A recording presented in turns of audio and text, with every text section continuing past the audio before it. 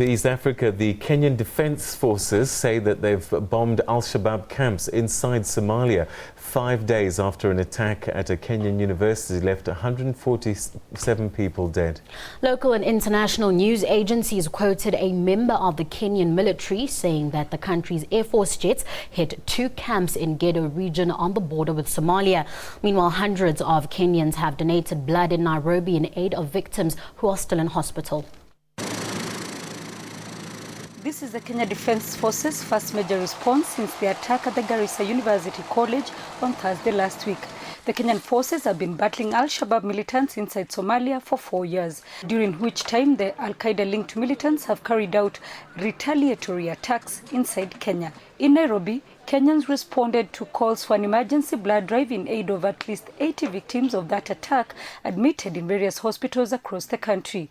The drive expects to collect at least 1,000 units of blood. The only thing that can save their lives now is the blood that people donate today, tomorrow and on Wednesday. Those who came here had a sole goal to stand with the victims and their relatives.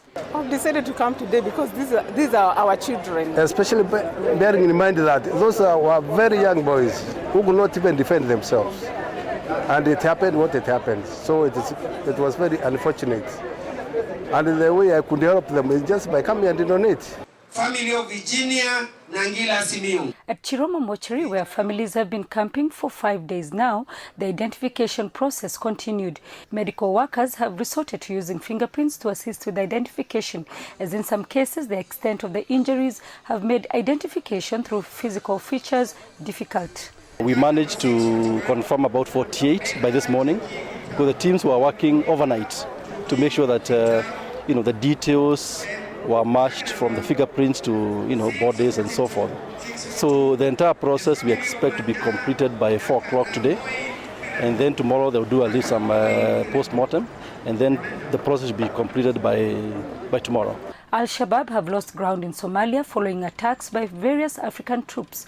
Security analysts say that is why they are now launching such attacks outside of Somalia. Sarah Kimani, SABC News, Kenya.